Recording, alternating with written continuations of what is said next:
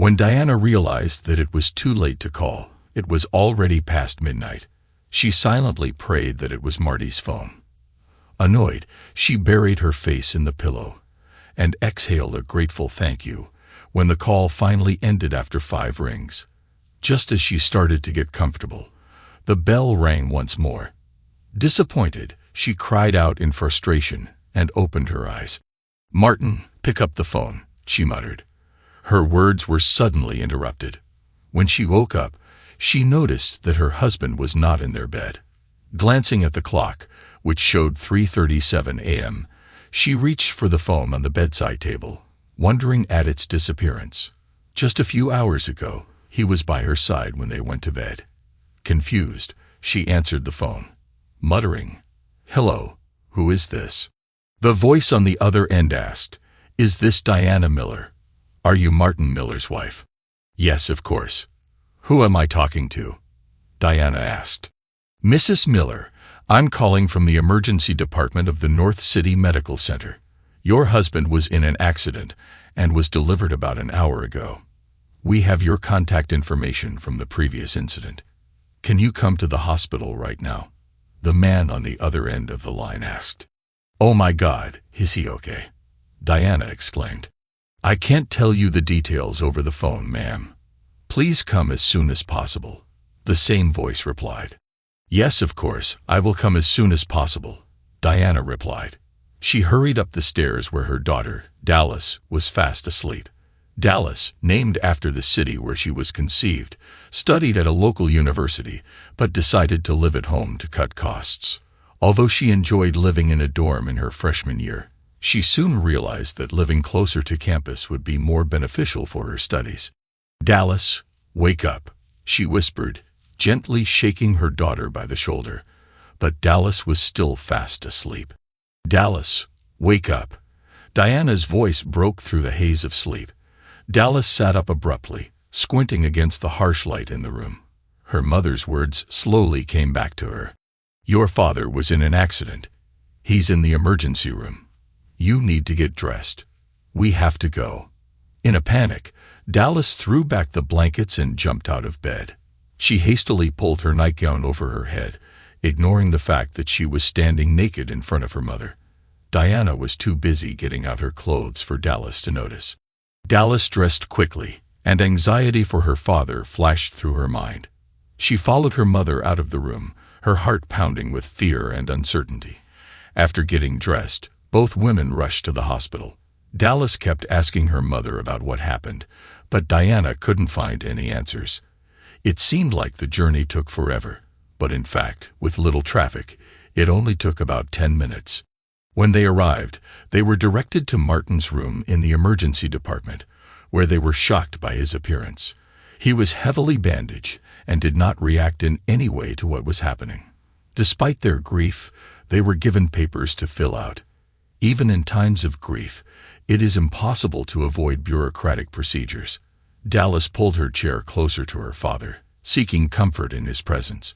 They sat in silence for about an hour before a man and a woman dressed in police uniforms entered the room. "Good evening, ma'am." The woman introduced herself, identifying herself as Officer Gail Stanton, with her partner Robert Hansen standing next to her. "We were the first to arrive at the scene. Is there any news about his condition?" Diana shook her head, her voice full of concern. "No one has told us anything yet, officer. This is my daughter, Dallas," she added. The officers exchanged glances and then turned back to the family. "We need to ask you a few questions," Officer Stanton said softly. "I understand that now is not the right time, but it is important for the investigation. Can you clarify what your husband was doing outside at that time?" "Actually, he was at home with me, and we went to bed around 10 p.m. I didn't know he was gone until I got a call from the hospital." Officer Stanton asked Dallas, "Ma'am, can you confirm this?" "Yes, we watched a movie on TV, which ended at 10, and then everyone went to bed. I saw Dad go into Mom's bedroom," she replied. "Do you know which movie you watched?" the officer asked. "We watched an action movie with Keanu Reeves," Dallas replied. "Did he have to overcome many personal problems?" Maybe financial difficulties or marital problems? The officer asked. The usual problems that arise in marriage, nothing unusual. But I was puzzled as to why he left the house without warning me, Diana asked. Were the passengers of the other car injured? That's the point, Mrs. Miller, Officer Stanton replied. It was an isolated incident. 2 witnesses claimed that your husband's car was working normally before inexplicably accelerating and crashing into a large oak tree at the intersection of highways 121 and 288. There were no signs of attempted braking, the officer said. Diana and Dallas were shocked by the officer's assumptions. Are you suggesting that my husband deliberately caused this accident? Diana asked. We need to inspect the car for mechanical malfunctions that could have caused the accident and also talk to your husband when he regains consciousness. This is definitely a possible factor that we are considering, the officer replied. Are you sure there weren't any problems with the car that you should have talked about? The officer asked. I assure you, my husband and I have a strong and loving relationship. I can't remember a single problem that could have caused the accident. I think it's just the result of him losing control or maybe falling asleep, especially considering the late hour. I'm sure there's a logical explanation for this, Diana replied. Diana's tears flowed uncontrollably, preventing her from finishing her sentence. Officer Stanton put one of her cards on the table, urging them to contact them if they remembered any additional information, and quietly left the hospital room. Dallas closed the door to Martin's room and turned to her mother with a questioning look. You didn't tell them. What's the matter? What is it? She asked. No, Dallas, I didn't, her mother replied when her tears subsided. This does not concern them and has nothing to do with the situation. Your father didn't mind. Maybe he'll bring it up when they talk to him. We can only wait and see. The following days dragged on for a very long time. Martin was still in a coma, hospitalized, and under the care of Diana and Dallas. They took turns keeping watch at his bedside, making sure that he was never left unattended. Diana contacted Martin's boss, explained the situation to him, and informed him about Martin's absence from work. The accident happened on Saturday evening, and it was only on Wednesday morning that Martin began to recover. By noon, his eyes had opened, although he still couldn't fully focus. Diana, who was next to him, noticed this change and went to his bed to calm him down. A minute later, a nurse burst into the room, alerted that the monitor showed that the patient was waking up. Diana moved away to give the nurse the opportunity to take care of Martin. Soon, his condition began to improve more. Doctors entered the room to assess Martin's condition. Seeing the free time, Diana slipped outside to call Dallas and inform her about her father's awakening. Although Dallas didn't respond, Diana left a voicemail with the news. When they began to take away the medical equipment, it turned out that Martin's left arm was broken. Although being right-handed, it did not interfere too much. In addition, his throat was irritated by the tube, so the medical staff provided him with a communication board. The nurse read the message and asked if he was sure. Martin nodded. The nurse hurried out into the hallway while the test continued. Mrs. Miller, I regret to inform you that your husband has asked that you and your daughter not be allowed to enter his room, she said. Mrs. Miller was stunned and exclaimed, What? He's my husband. I have every right to be with him. I understand, Mrs. Miller, but the patient's wishes come first, the nurse explained. Please let me talk to him. We can sort this out. Diana tried to squeeze past the nurse, but to no avail. In desperation, she had to scream, Martin, Martin, please talk to me. What's going on? The nurse interrupted her, scolding her for interfering with other patients. Mrs. Miller, please stop shouting. If you want, you can wait outside the ward. But if you try to enter or make noise, you will be asked to leave the building. Do you understand? Diana nodded understandingly, realizing that she had no choice but to comply. 45 minutes later, Dallas arrived at the hospital and saw her mother sitting on a chair at the entrance to the ward. Confused, she asked, Mom, Why are you here? Why did Dad forbid us to enter the ward? The mother hesitated before replying. Well, he forbade me, but I don't understand why he forbade you. And why did it take you so long to get here? Dallas explained.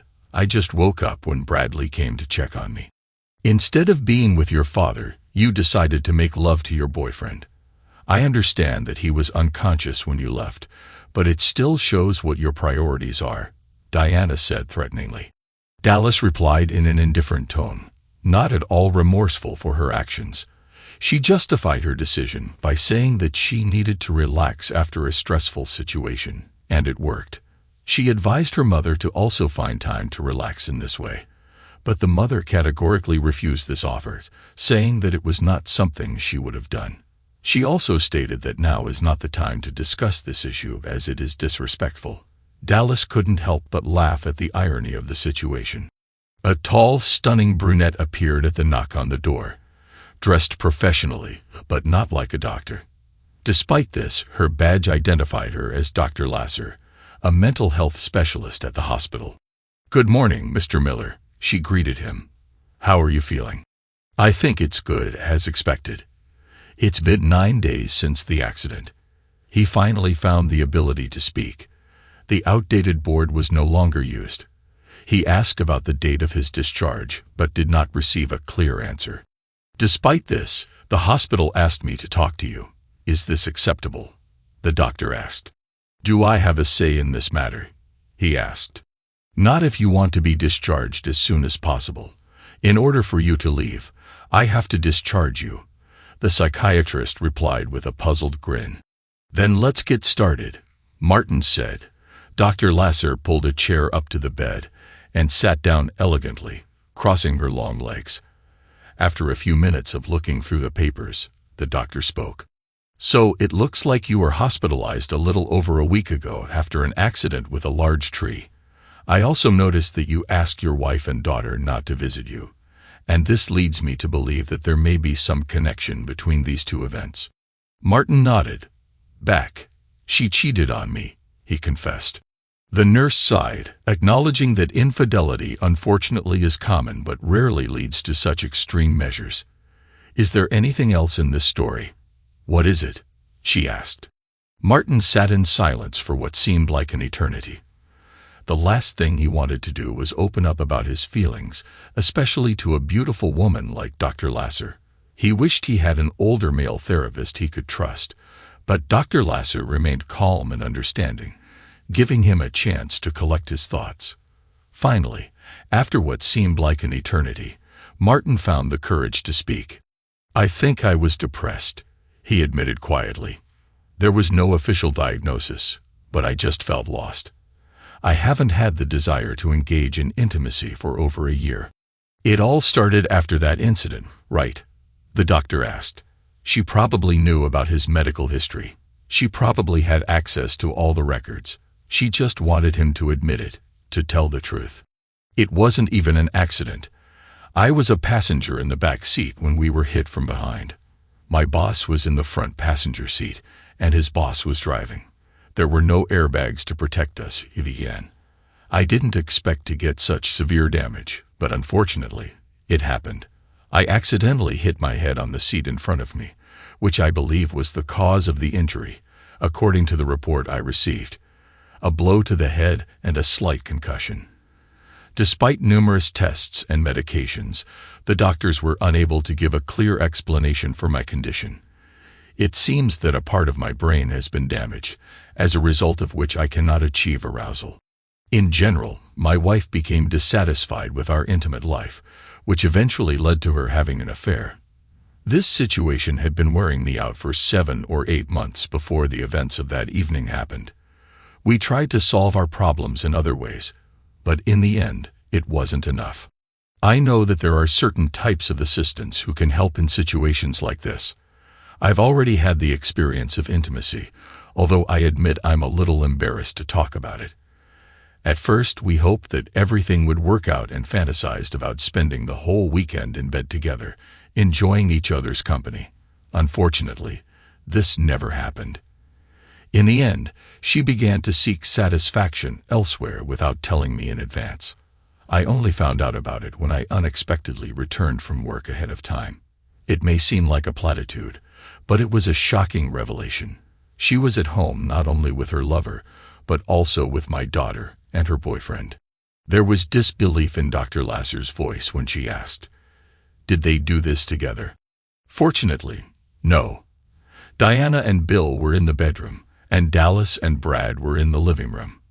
That's how I found out about my wife's infidelity, and that my daughter was aware of it, and didn't seem to mind it, he replied. That was the reason you forbade your daughter from visiting you, right? She asked. Yes. Oh, and if I haven't mentioned it before, Bill is Brad's father. We met him by chance as the father of our daughter's boyfriend. Later it turned out that it was our daughter who recommended Bill to her mother. This revelation came as a surprise to me, he said. Have I discussed this situation with them? Not quite. I was thinking of approaching Diana, but I have already witnessed more of my daughter's personal life than I would like, so I decided to leave. The explanation that followed was not at all what I expected, he said. She regretted that I was aware of the situation, but stressed that if I could not meet her needs, then she would have to look for a permanent partner. She preferred to have someone by her side all the time rather than being in constant search of a new partner. Bill, who was single and had similar needs, became her chosen one. What could I do in response? Indeed, I couldn't give her what she needed in terms of physical intimacy. It wasn't her fault, and she was just doing what was necessary for her own well-being. If she had hypothetically asked you about it beforehand, would you have answered yes? The doctor asked. I've been thinking about this question for a long time, torn between my love for her and my own happiness. In the end, I realized that I couldn't go through with it. We made vows and promises, including a commitment to support each other in sickness and in health. I couldn't betray her, and I couldn't accept the thought that she would do the same to me, he replied. Despite this, did she continue to date him? The doctor asked. Now that I found out about it, she turned out to be less restrained.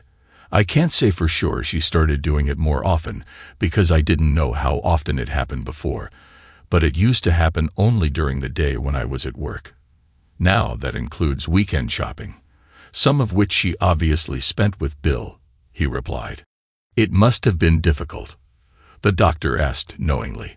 It doesn't even come close to describing the situation, and yet I felt powerless to do anything. She deserved a full-fledged intimate life, but I couldn't handle it. The weight of it was suffocating me. Let me tell you about the evening of the accident. The whole family gathered to watch a movie on TV. I tried to hide my heartache by keeping her locked up. It seemed to me that it was better not to burden Diana and Dallas with their worries. As they exchanged kisses and hugs before going to bed, I received a simple good night from Dallas. At that moment, I realized that she had lost all respect for me as a father and a man. It was hard to blame her for such actions, considering that I didn't think too highly of myself either. Like Diana, I went to bed as usual. The monotony of what was happening was almost suffocating. Every evening, everything happened the same way. As soon as Diana fell asleep, I dressed quietly, took my wallet and keys, and went upstairs to check on Dallas. When I saw that she was sleeping peacefully, I kissed her and said goodbye. And then I went to the car. As I got into the driver's seat, I couldn't help but notice the airbags, a reminder that there is protective equipment in the car. I believe that if the blow was strong enough, nothing would change. I didn't have a definite plan. I just drove aimlessly around the neighborhood. When I first came across a large oak tree, I noticed the absence of obstacles and a clear path. After circling around it once more, I headed towards it. The man finished his story. They sat in silence for a few moments, each replaying his story in their head. Finally, the doctor broke the silence. Mr. Miller, I appreciate your openness and honesty with me. This is quite unusual. I'll give you time to think about what you've shared with me. Is it okay if I come tomorrow? The doctor asked. I'm not going anywhere, he replied with a touch of sarcasm. They shook hands, and Dr. Lasser left the room. Martin took his phone. which he had left at home earlier in the evening, and which Diana had kindly brought to him despite his protests, and replied to numerous messages and emails. He also informed his boss about the latest developments. Finally, he closed his eyes and tried to rest for a while. When Diana returned home, she tried her best to keep her composure. She couldn't shake the feeling that Marty didn't mind her meeting Bill, as if he allowed it as a sign of his love for her. At first, Diana considered what had happened to be a simple accident, but as doubts crept into her soul, her confidence wavered. She was afraid that the authorities might question her husband, fearing that he would reveal details of her relationship with Bill. The police did not contact her again, deciding that extramarital contact was technically not a crime. Perhaps they decided it was an accident and closed the case. Anyway, she didn't care. And if there was, she couldn't remember. And she certainly wasn't going to refrain from physical intimacy just because someone had falsely accused her husband's boss. This was not the life she had agreed to, and she certainly wasn't going to agree to it right now. When Martin returned home, she decided that she would be more attentive to his feelings and more restrained in dealing with Bill, but she wasn't going to give up. The next morning, Dr. Lasser came as promised. Martin noted the changes in the doctor's appearance, but unfortunately, Marty remained withdrawn. "How are you feeling this morning, Mr. Miller?" Dr. Lasser asked. "Nothing has changed since yesterday, Doctor. I'm ready to go home, but it looks like the decision is in your hands," Martin said. "Well, at least partially. Unfortunately, according to state law, you must be detained for 72 hours. The countdown started with yesterday's conversation, so we have a couple more days. But the food here is not too terrible," they giggled together. "I'm glad to see that you don't lose your sense of humor," she remarked. "Me too," came the reply. "It has been quite a long time, or rather several months, since I really felt like myself. I used to be quite a joker and often got on Dallas' nerves with my antics," he replied. "Have you had any disturbing thoughts lately? Maybe there are some hidden dark corners in your mind that we have yet to explore," the doctor asked. "You see, Doc, everything has changed. I've been struggling with feelings of depression for a year now, but recently those feelings have changed. Now, instead of sadness, I am filled with anger and disappointment. I feel that Diana and Dallas have let me down, especially Diana. But first of all, I am disappointed in myself for not showing self-control and not letting my wife know that her behavior is unacceptable. Will I take a position now? Definitely. Although the idea of divorce is very tempting, I am aware of my role in making it happen. If she agrees to end her relationship with Bill, I am ready to go to a psychologist and work on restoring our marriage," he said. "I have to pay tribute to your tenacity, Mr. Miller. It is not often that I witness such an amazing transformation in such a short period of time," the doctor noted. "During the time that I spent here, lying down before our meeting, I had enough opportunities to reflect on my thoughts. I am grateful for the chance you gave me to share them with someone, which allowed me to clarify and organize my thoughts," he replied. "Your behavior in this situation was truly outstanding, Mr. Miller. That's why I decided to end our conversation for today. I'll drop by tomorrow for a final conversation, but I don't see any reason why you can't leave as planned," she concluded. "I can't wait for this, Doc," he replied. Marty knew that if he wanted change, he had to start by acting like change was inevitable. The airbags proved to be extremely effective and exceeded Marty's expectations. The most difficult aspect of the accident was the concussion he received, which required a long rest in a dark, quiet room. Turning off the TV and turning on calm music, Marty's wife and daughter surrounded him with care and attention. Everything went smoothly for a little over a week until Diana suddenly announced that she needed to go shopping. "No, Martin," he replied calmly. "What do you mean, no?" Diana asked in disbelief. "There are basic necessities, including your healing creams. Make a list for Dallas to go in your place," Marty ordered. "Why are you dragging me into this, Dad? I already have plans for a meeting with Bradley," Dallas protested. "Well, then you have extra motivation to make purchases faster, don't you?" Marty replied. When Diana reluctantly started making a list, she said, "This is hilarious, Martin. You can't just barge in here and disrupt everything. Dallas and I have our own rules, and only I go to the store, period," Diana replied. "Do you really think I'm naive, Diana?" he asked. "Naive? No, Marty, that's not what I meant. Why are you suddenly doubting me?" she asked indignantly. "Do you really think I don't understand that these grocery shopping trips are just an excuse to see Bill?" he sarcastically remarked. "I've never come home without groceries yet, Martin," Diana replied angrily. "Of course, it's a great alibi, but you've been away too long, and I see right through you," Marty summed up. "When you avoid looking me in the eye, when your outfits don't seem right to you, when your makeup looks a little wrong, it means that something has changed," he said. The time spent with Bill was a thing of the past, and Diana's shocked expression only emphasized this fact. Marty continued. At that moment, Dallas couldn't help but feel a newfound respect for her father. "Marty, please, we've already talked about this," she pleaded. "I will try to be more careful in the future. I think I was being too casual, but I'm not going to let that stop me. I have every right to a full-fledged intimate life, and I intend to lead it," Diana exclaimed. "Don't our marriage vows mean anything to you? Each other in sickness and in health. Leaving others is not an option when faced with difficulties," Diana said. "Marty, and yet you're here, preferring to date someone else. It's time to make a choice. Either we end our relationship with Bill and work on our marriage with a psychologist, or on Monday, I turn to a divorce lawyer," he said threateningly. "You have no right to suggest such a thing, Martin Miller. Don't even think about threatening me. If only I could have intimacy with you, and such a thing, Martin Miller. Don't even think about threatening me. If only I could have intimacy with you, and no one else," Diana screamed. "It's unfair to accuse me of something I have nothing to do with.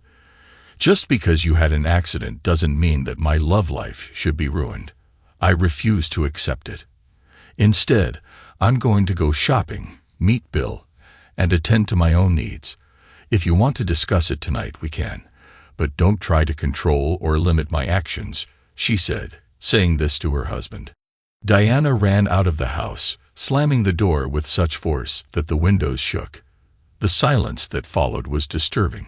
Father and daughter exchanged worried glances, after which Martin retired to his room. Dallas Miller was worried about the future of her family, in particular about her parents' marriage. Her father had never come into conflict with her mother, and although disagreements between them were not uncommon, nothing seemed so serious. Deciding to leave this matter between her parents, Dallas felt a sense of anxiety creep into her soul for the first time in her life. Unable to do anything, she gathered her thoughts and headed for Bradley Park. Part of Diana secretly wished that Marty would never fully recover because she wasn't sure she could let Bill go. Bill had domineering and dominating qualities that didn't quite suit her. He acted without hesitation, unlike Marty, who was always a gentle and caring person. At dusk, Dallas returned home and found her father resting in his room. A dim light coming through the slightly ajar bathroom door caught her attention. It dawned on her that her father must have turned on the light, because none of the lamps in the room were so dim. "Dad," she whispered. He had his back to her, but answered without turning around. "Dad, I'm really sorry." Her words seemed to pierce his thoughts as he slowly sat up in bed and finally met the gaze of his daughter, who was crying quietly in the doorway. "What do you want to say? What is it?" he asked, confused. He stopped using the affectionate nicknames he usually called her after he found out that she had helped her mother find a new partner. Even if she was crying, he didn't dare to do it now. Feeling like it was all a trap, Dallas came over and stood at the foot of the bed, apologizing for her actions. She explained that she was just trying to help her mother, who was upset about his situation.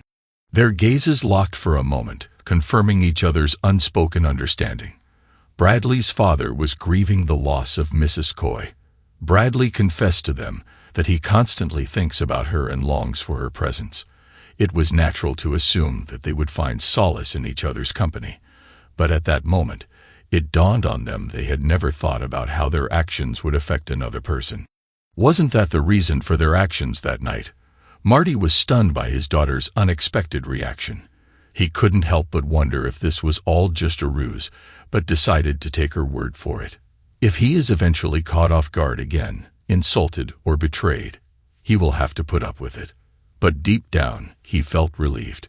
He struggled with his own emotions, unable to do what he desperately wanted to do when their eyes met, and they exchanged fleeting smiles. Marty assured his daughter that the past was behind them. He swore that he would never allow himself to be plunged into this darkness again. "I really hope so. I'm relying on you," she said. "Are you thinking about leaving Mom?" Dallas asked. "I haven't made a final decision yet, dear, but it seems inevitable if she doesn't break up with Bill. Let's keep this between us. She has to change on her own, not because she is forced to," Martin said. "Okay, Dad, I'm going upstairs. Oh, I broke off my relationship with Bradley today." Marty tried his best to hide a smile. He had never approved of this guy, and it was amazing to hear that she had fallen in love with him. "Why?" Marty asked, intrigued by the sudden confession. Dallas started to explain but then hesitated, searching for the right words. "Because my dad once told me that Bradley wasn't good enough for me, and now I see that he was right. I realized that my father was right in many ways." A grin spread across Marty's face when he saw his daughter growing up in front of his eyes. Dallas walked up to her father and hugged him tightly. In a moment of awareness and gratitude, it dawned on them that these hugs were the first in a long time. Eventually, they let go of each other, exchanging smiles, and Marty watched as Dallas quietly left the room and headed upstairs.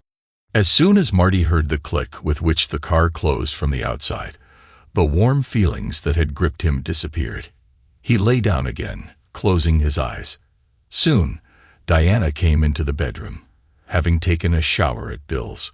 Marty advised her to come back after the shower so she wouldn't smell like another man.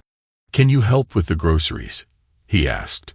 "What is it?" she asked. Marty jokingly replied, "Are there any products there at all?" "Yes, Marty. I told you I was going grocery shopping, and I went," she replied. Marty took the bags out of the car and put them on the table, noticing that there were no chilled or frozen foods in them. He found a receipt with a timestamp indicating that she had left the store almost 2 hours ago. Marty realized that she had been shopping before meeting Bill. Despite the fact that he had expected this, the evidence he saw still amazed him. He silently put away his things and retired to the bedroom, wondering if it was worth investigating the situation. Diana had made her plans clear, and now he had to decide what to do. Something had to be changed. "Do you want to discuss this further?" his wife asked. It was obvious from her tone that she did not believe that this would change anything. "No, Diana, you've made your position clear," he replied. Diana gave up. She treasured her husband and did not want to lose him. He was not only her spouse, but also the closest person she loved to spend time with the most. Given the circumstances, she did not think that seeking her own intimate satisfaction was the right decision. Diana knew there was going to be a problem, and she wanted Marty to come to his senses and see it too. She nodded in satisfaction and went to the closet to choose an outfit. She was thinking about resuming intimacy with the husband she missed so much, but today was not the right time.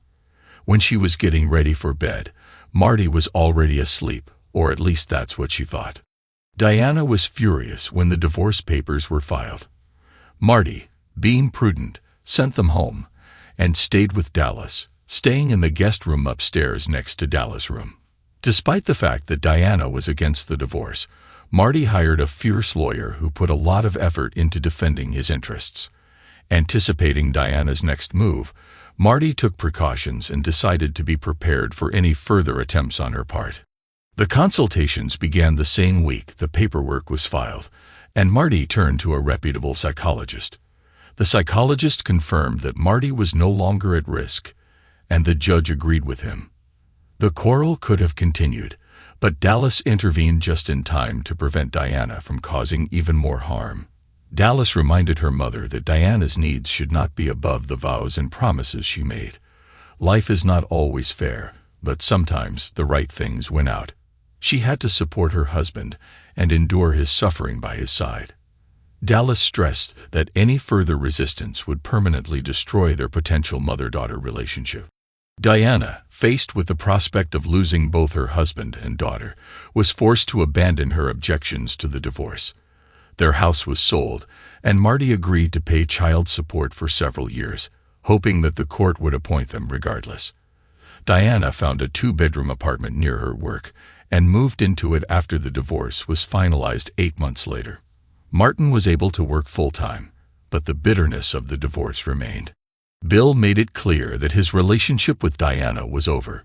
It turned out that he had several other women, which made Diana lose her attractiveness now that she was no longer married. Dallas continued to split time between both parents while attending college.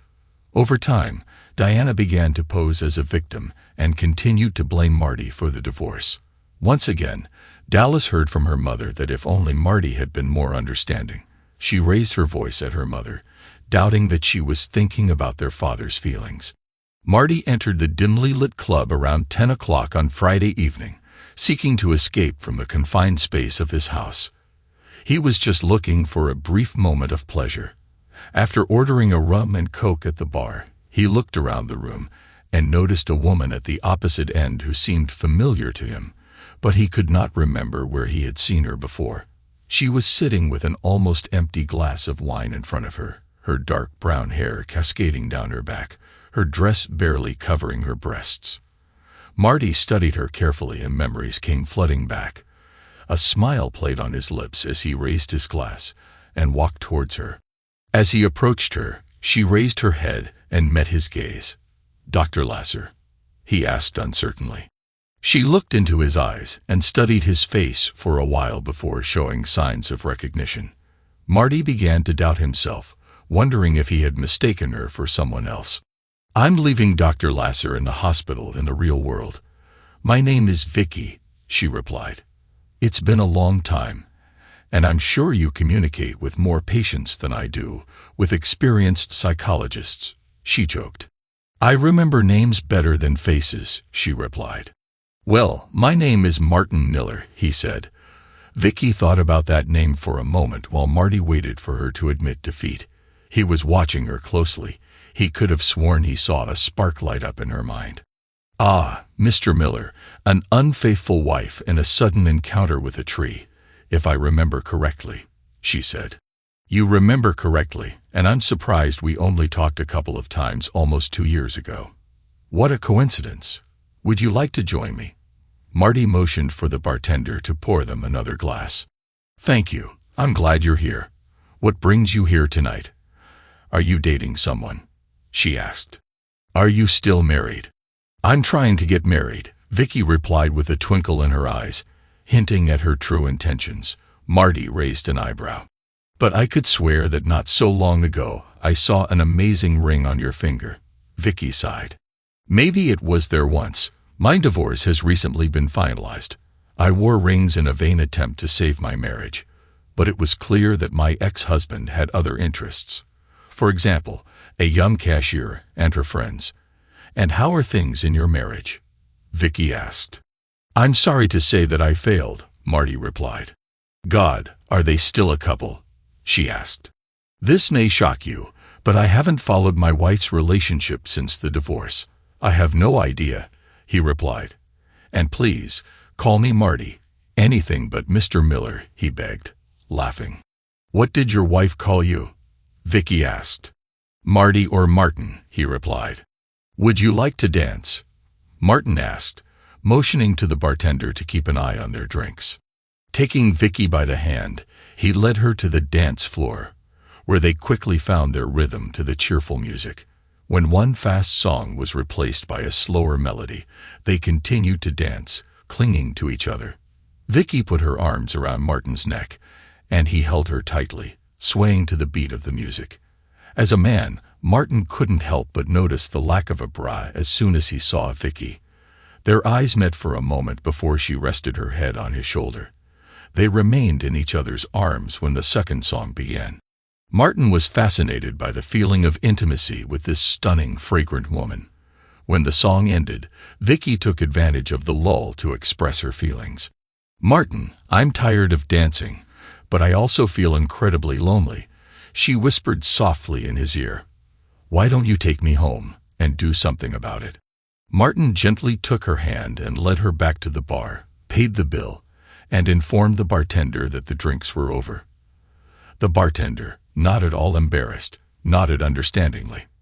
Since she arrived at the club in an Uber, they got to Martin's car, and he drove them back to his apartment. When they were seated, Martin asked Vicky, "I know it's a little late to ask, but how much have you had to drink?"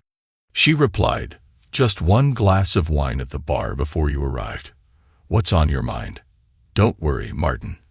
He drove into the underground garage and took the elevator to his floor. Vicky snuggled up to him all the time, and they shared a few passionate kisses. As soon as the door closed, Vicky quickly took off her dress, exposing herself. "Oh my God, Vicky, you look amazing," Martin exclaimed. "Thanks, Martin, but are you going to just stand there and watch?" "No way, I'm not here just to watch," he told Vicky with a mischievous smile. "But first, show me your bedroom," she asked. Martin took her hand and led her down the hall, grateful that Dallas had gone to her mother's for the weekend. "Do you have any contraceptives?" Vicky asked when they entered his room. Martin nodded, took out a small supply from the bedside drawer, and put them on the bedside table. After more than an hour of intense and passionate lovemaking, they finally returned to reality. Martin was lying on his back, and Vicky was curled up next to him, feeling full and satisfied. They did not fall asleep completely, but were in a state of relaxation, suspended between sleep and wakefulness. "Martin," she whispered. "Yes," he muttered as soon as he woke up. "I just remembered that this story mentioned a problem with making love. Do you remember that?" Martin laughed softly. "Oh yeah, now it's not a problem." Vicky's brows furrowed. "What happened?" Martin explained. "A few months after the tree incident, I started to feel, well, different. The tingling sensation is the best I can describe. I think these are the feelings that arise when a paralyzed limb begins to come to its senses. This feeling lasted for several weeks. Despite the fact that we were still technically married, my wife and I had been living separately for some time. I did not consider it necessary to explain the situation to her since it did not concern her. Over time, I began to experience morning cravings more often, sometimes even during the day," he said. "After 8 to 9 months, everything returned to normal." The doctors did not have a clear answer on how to explain the sudden improvement. Despite numerous tests and scans, they were unable to identify the specific cause of the changes. In the end, they decided it was a mysterious brain quirk. Maybe hitting a tree somehow fixed the situation. The truth remains unclear. It could have been a combination of a blow and the natural healing process of the brain. The exact reason may never be fully understood, he concluded. "Then I consider myself lucky," he said. "I think it's okay if I stay the night," Vicky asked. "So we're planning to get intimate again in the morning and then have breakfast together?" Martin asked when they were ready to rest. Martin asked one last question. "Vicky, do you think you're ready for a serious relationship?" There was silence, and Martin worried that he might have made a mistake and scared her. He half expected her to get out of bed and ask for a ride home, but there was no doubt about her attraction to him. It wasn't just her looks that attracted him. She had a sharp mind, and he found her company pleasant. It wasn't love yet, but after the divorce, she became the first woman he truly considered. "Can we discuss this in the morning?" she asked. "Of course. Good night, Vicky," he said. "Good night, Martin," Vicky replied. Vicky woke up before Martin and saw that he was sleeping peacefully. Deciding to let him sleep, she took a shower and then went to the kitchen to cook breakfast. Martin's question caught her off guard as she was getting ready for bed. Although she was definitely attracted to him, the main thing for her was just to have fun. For several months now, she had been telling herself that she was quite happy with the absence of a romantic partner, and in many ways, it was true. With a steady job and friends, she didn't necessarily need a man, but deep down, she couldn't deny that she really wanted companionship. But what would a decent man say when she told him the truth? Martin woke up to the smell of something delicious. He went into the kitchen and saw Vicky in the shirt he had worn the day before and an apron. "I was going to make you breakfast," she said. "It's too late," Martin replied with a smile. "Well, you can invite me to lunch instead," Vicky suggested. She told him to take a quick shower, and breakfast would be ready when he returned. 10 minutes later, Martin joined her in the kitchen while she was arranging the plates on the table. An omelette, several sausages, and a slice of buttered toast appeared. "I didn't know there were sausages in the freezer," Marty replied, laughing. "I was hoping they could still be eaten," Vicky jokingly said. Martin tasted a piece and said it was very tasty. Breakfast was relatively quiet. Martin tidied up the kitchen while Vicky kindly cooked.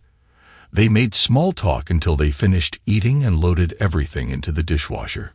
He looked at Vicky and asked, "Are you ready to talk?" She hesitated for a moment before answering. "Mostly listen." "Vicky," he began, "I don't want to complicate the situation or invade your privacy. If you only want a physical relationship, I'll understand. You don't owe me anything." She nodded in agreement. "I just need to talk to you about something. Can we do this in the bedroom?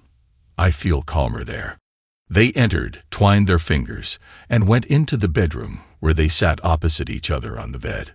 Vicky squeezed Martin's hands tightly. "Martin, despite the fact that we met in person only last night, I already consider you a wonderful person, and I really like you. But I have to tell you something important," she began. "I told you that my husband left me for a younger woman, and it's true. But the real reason he left is that I can't have children.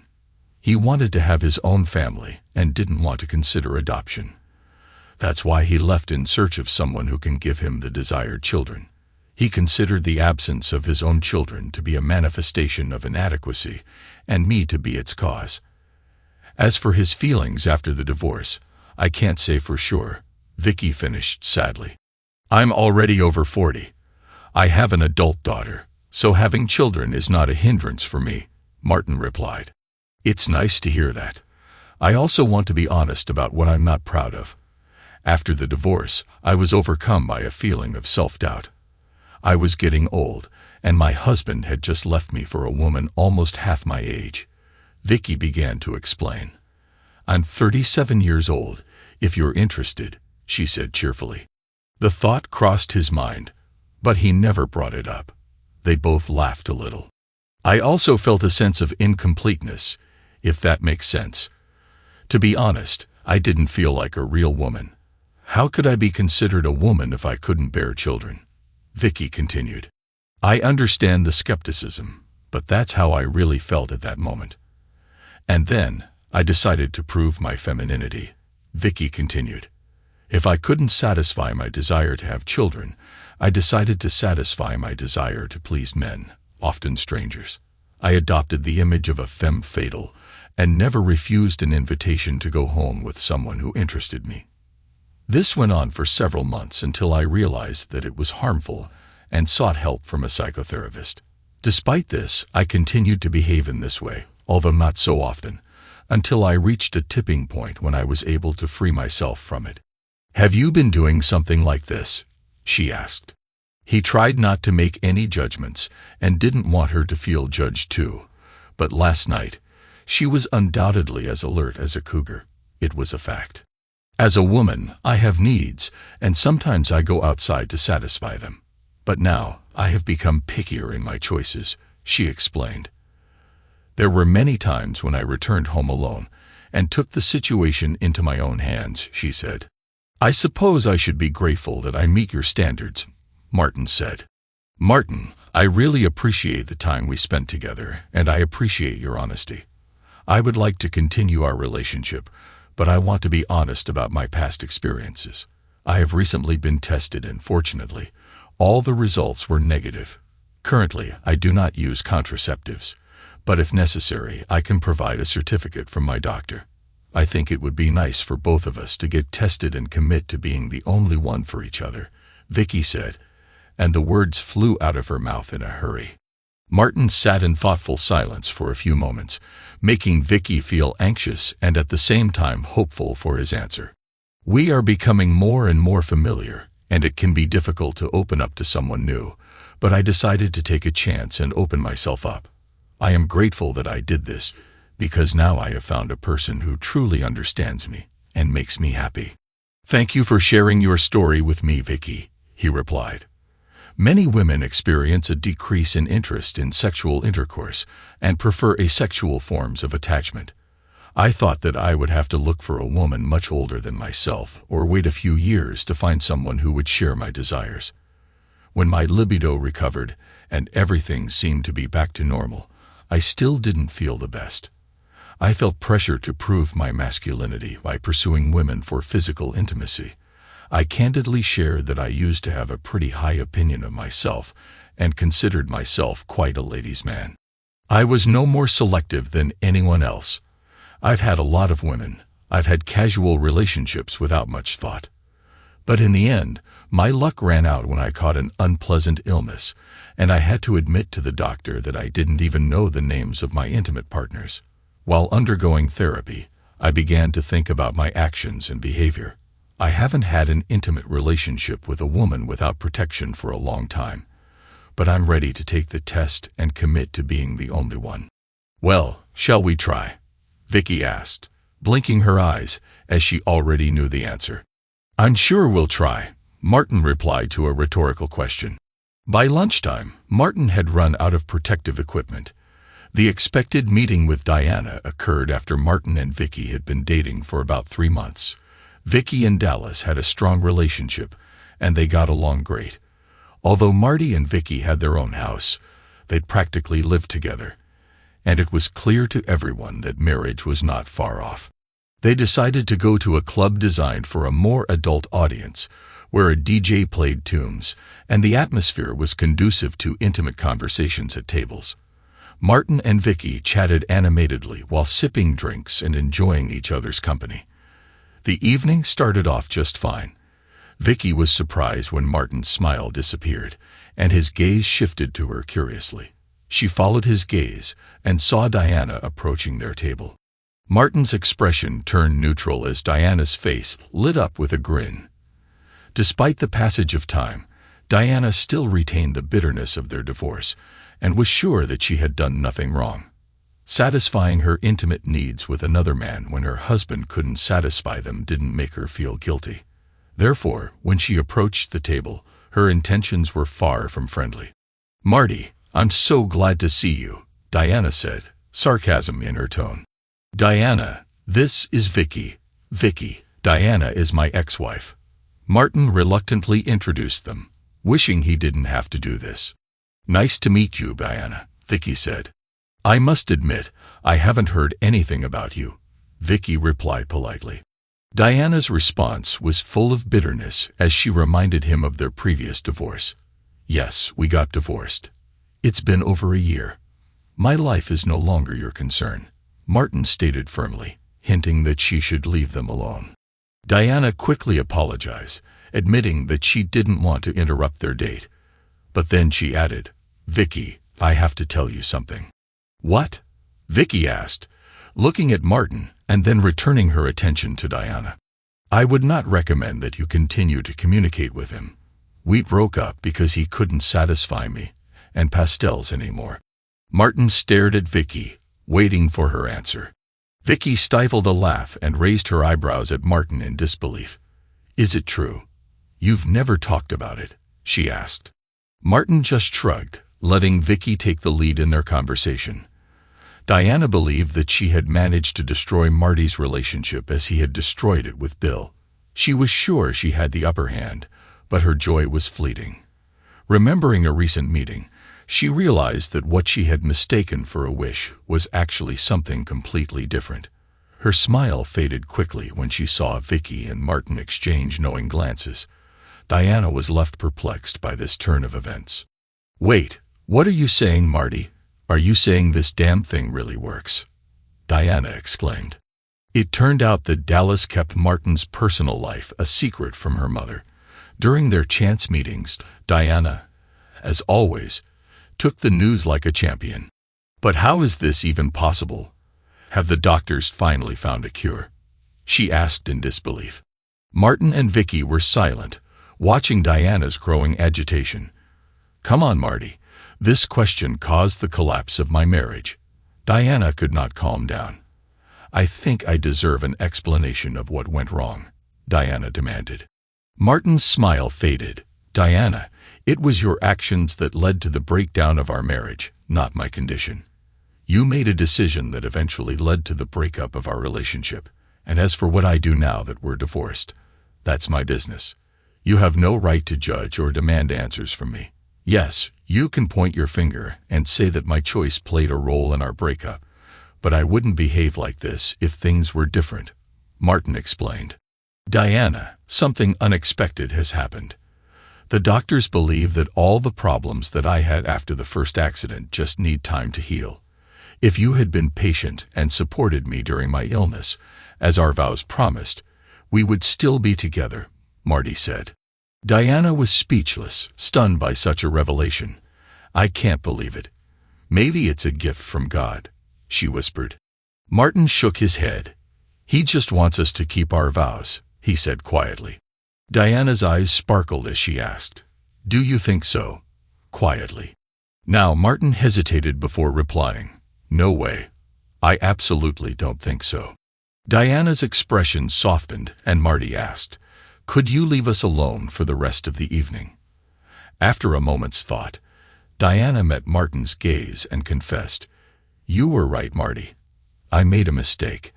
I was selfish, and I didn't have the foresight. I should have been more persistent. I ruined a happy marriage. I deeply regret my actions." Diana hurried away, leaving the table behind. Martin and Vicky watched her disappear from sight, and a feeling of pity filled their hearts.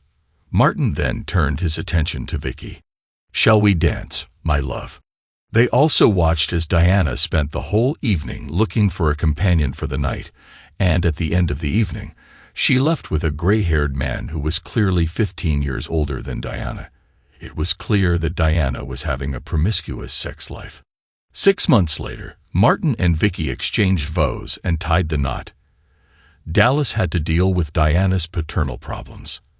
As it turned out, Diana was diagnosed with breast cancer, which greatly worried Dallas. Of course, Marty comforted his daughter, hoping that everything would be fine with Diana. But deep down, he realized that this was karma that befell a lying and evil woman. Thanks to everyone who took the time to listen to today's stories. If you enjoyed it, please consider liking and subscribing if you haven't already. Feel free to share your thoughts on the events in the comments below. Take care.